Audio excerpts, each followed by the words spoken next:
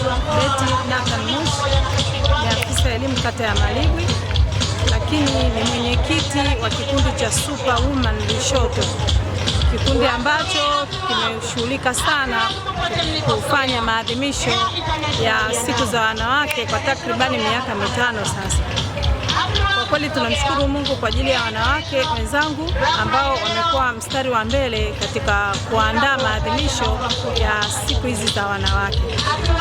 Ni makundi tofauti tofauti ambayo wameweza kuungana kufanya mambo makubwa tangu tarehe 1 mwezi wa 3 ulipoanza, ndipo tulipoanza maadhimisho ya siku ya mwanamke hadi kufikia leo kwenye kilele cha maadhimisho ya mwanamke ambayo ni tarehe 8 mwezi wa 3 mwaka 2026.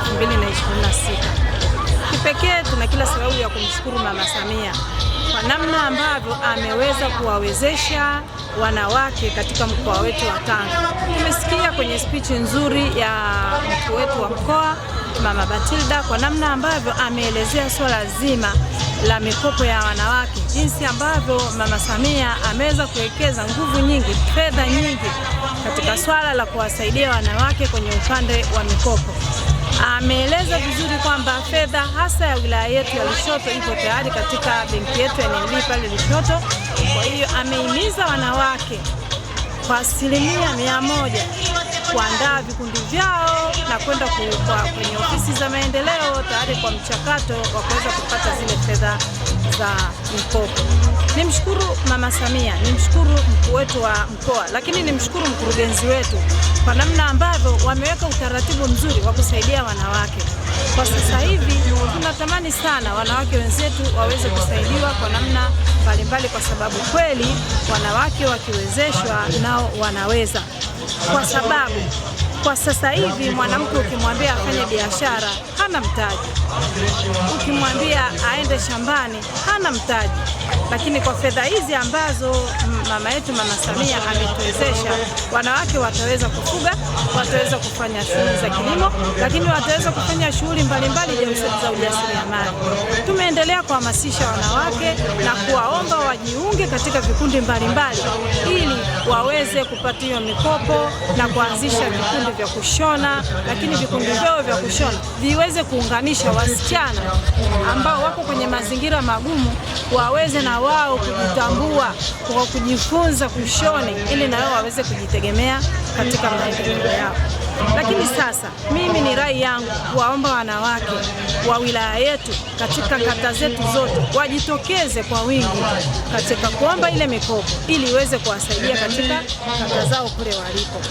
Sambamba na hilo, ninaamini kabisa wanawake wakiweza kutumia fedha hii vizuri watajikwamua kiuchumi, lakini watajikwamua kiafya, kwa sababu sasa hivi Mama Samia amekuja na mpango mzuri wa bima za afya.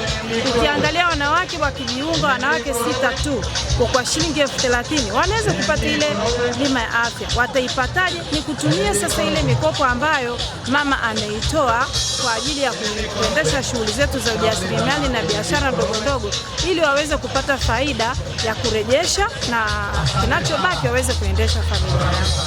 Rai yangu, tunapoendelea kujifunza kufanya shughuli mbalimbali za wanawake, humu ndimo tunapoweza kupeana elimu, kuondoa ukatili wa mwanamke, kuondoa ukatili wa kijinsia, kuhakikisha wanawake hawapo kwenye utegemezi tena, kwa sababu katika hali ya utegemezi ndipo wanapokutana na hali ya unyanyasaji.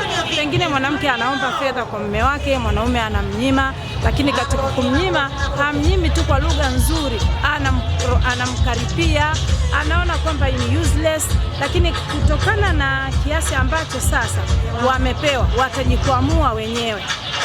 Moja, itaondoa masuala mazima ya unyanyasaji kwa mwanamke, kwa sababu mwanamke atajitambua. Lakini pili, mwanamke huyu ambaye atakuwa anafanya ujasiriamali, kwa vile atakutana na vikundi vya wenzake, atapata elimu. Mara nyingine wanafanyia ukatili kwa sababu hawajielewi.